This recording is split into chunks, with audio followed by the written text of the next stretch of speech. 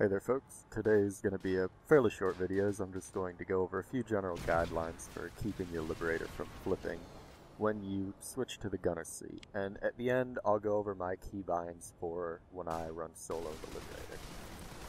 Now before we get started, I of course must go over my condensed version of the easiest way to improve how long you live in the air, and that is know your limits and don't get greedy.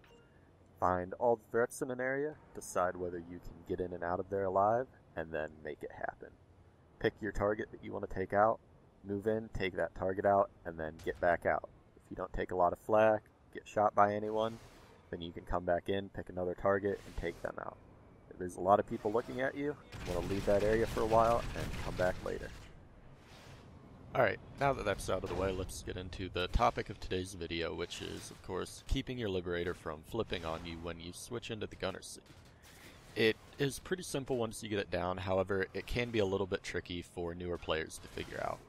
Some of the video, apologize, it's going to be pretty boring, since it's just going to be me flying around in VR, but hopefully it'll be helpful in demonstrating the point that I'm making.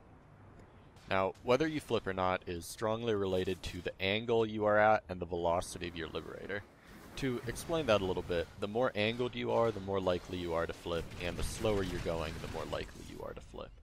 When you're traveling at top speed, you can put the Liberator at almost any angle and it will continue on that path for a while with no problem.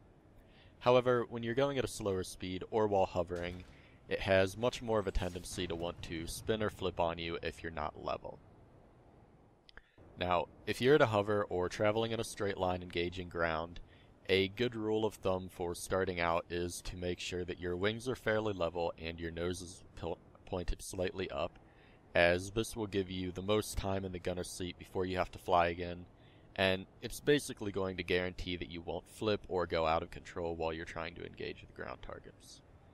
Now, the best way to get the hang of this is really to just go into VR training and play around with it by practicing engaging the targets in there. And I even still spend an hour or two a week flying around in VR, trying out new maneuvers, experimenting, and really just keeping fresh on the feel of how the Liberator flies. Now, the general rule I can tell you is that the Liberator tends to follow the same course you were going when you switch out of the pilot seat. This also means that if you're going into a turn or a dive and you switch, the Liberator is going to continue that turn, and this is usually where people get into problems, especially when engaging ground. The danger that you run into is that you lead with your tank buster and you go to finish with the Dalton. Now, if you accidentally start to nose down right when you switch into the Dalton seat, the Liberator is going to continue that nosedive, you're going to flip upside down, you're going to blow up, and you're not going to have a good time. One advantage that you can use this for, though, is that if you have an ESF behind you, you can go into a turn to face it. About midway through that turn, you can switch into the Dalton seat, get a shot off on the ESF, maybe you get lucky, maybe you take it out, but if not, the Liberator is going to continue that turn, and when you switch back into the pilot seat, there's a strong probability that your nose is already going to be pointing towards the ESF, and you can then engage it with the tank buster without wasting any time. Now, I could really go over specific angles and talk for a while longer, but there's really no point doing that. If you just keep the general rules I told you in mind and spend a little bit of time practicing in VR, then you really should have no problem getting the hang of it in no time.